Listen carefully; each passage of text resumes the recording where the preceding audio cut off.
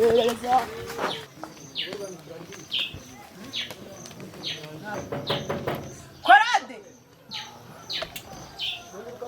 we Mana yagiye nk'ubu korode yagiye Koro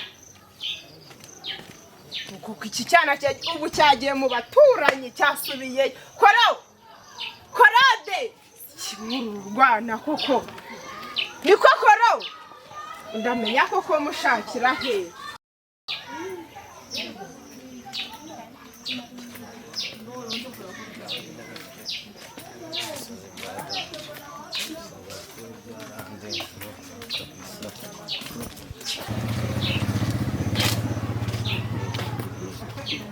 Meri, hai. ngo iki? Mbere kwagira ikintu nakimubwira Koro witonde ubu ukuntu bunga mva. Tubuza ariko Meri izo renga ubuzana. Koro kandi nakubwiye kwama. Yesu ashimwe mami. Ngo aha cyo koza nambe nawe akuye umukobwa nshaka kumenya hana turutse. Ushaka kumenya hano umubebe aturutse?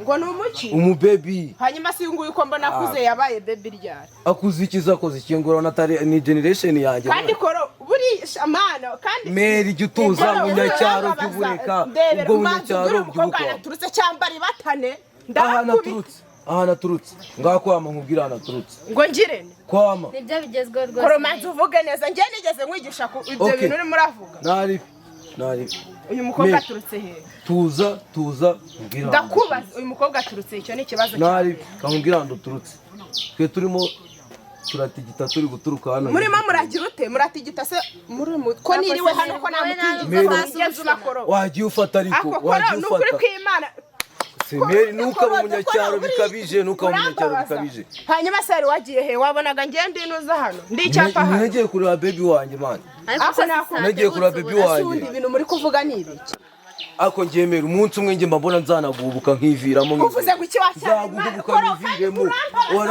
ngo nuko mba nakwihoreye je nabakubita